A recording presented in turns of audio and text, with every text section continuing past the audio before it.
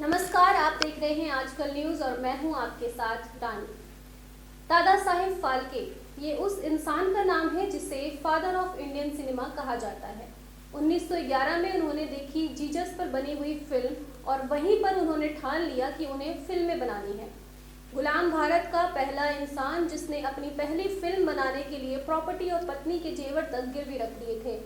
हम बात कर रहे हैं उनकी पहली फिल्म राजा हरिश्चंद्र की। उस दौरान फिल्म बनाना कोई आसान काम नहीं था। दादा साहेब ने फिल्म बनाने के लिए लोगों से मदद मांगी तो सब ने इनकार कर दिया। फिल्म विधा केवल अंग्रेज जानते थे, भारतीयों को लगता था ये मशीनी काम सिर्फ उनका ही है। लोगों का कहना था कि किसी नए आदमी की बात में आकर पैसा कैसे लगा दिया जाए।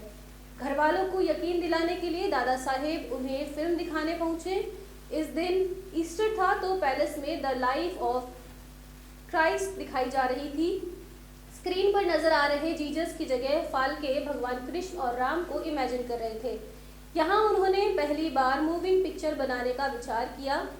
यहाँ उन्होंने ठान लिया कि अब फोटोग्राफी या पेंटिंग नहीं करेंगे बल्कि फिल्में ही बनाएंगे।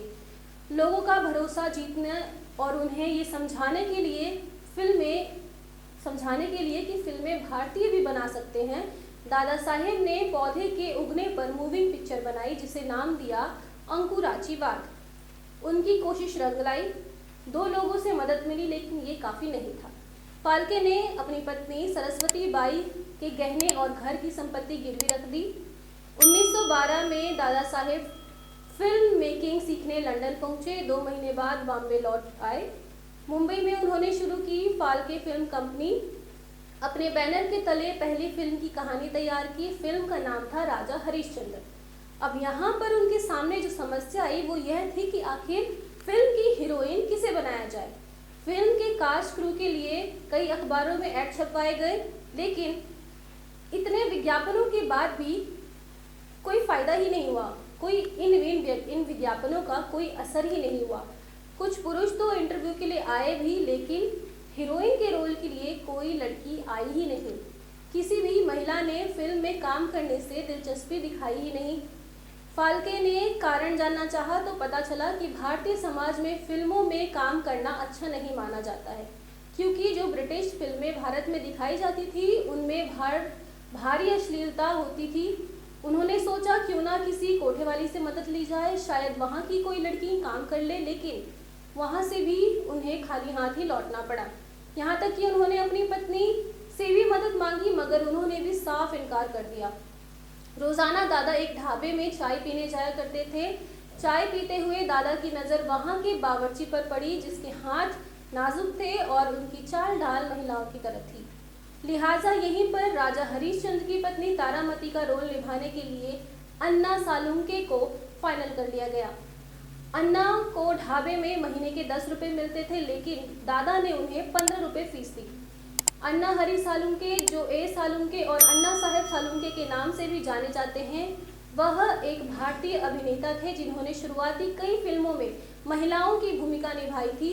सालुंके छायाकार भी थे। दादा साहेब फाल्के की पहली पूर्ण विचर फिल्म राजा हरिश्चंद्र में रानी तारामती की भूमिका निभाकर सालुंके भारतीय सिनेमा में नायिका की भूमिका में पेश होने वाले पहले व्यक्ति बने। मूल फिल्म लंका दहन में उन्होंने दोनों नायक और नायिका की भूमिका निभाकर भारतीय सिनेमा में पहली बार दोहरी भूमिका निभाने का श्रेय प्राप्त किया, जिसके बाद उन्होंने काफ़ी सारी फिल्मों में काम किया।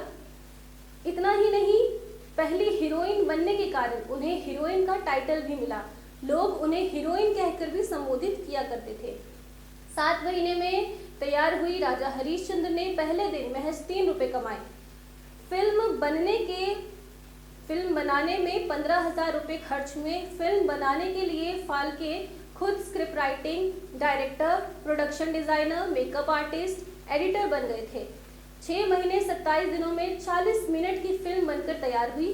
21 अप्रैल 1913 में ओलंपिया थिएटर में फिल्म का प्रीमियर हुआ और 3 मई 1913 को गिरगांव के कोरोनेशन सिनेमा में रिलीज हुई भारत की पहली फुल लेंथ फीचर फिल्म राजा हरिश्चंद्र।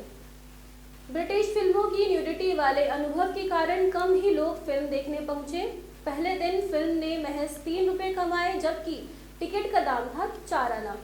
उन्होंने फिल्म के लिए विज्ञापन भी निकाला, जिसमें लिखा 57,000 फोटो एक साथ देखिए, जो एक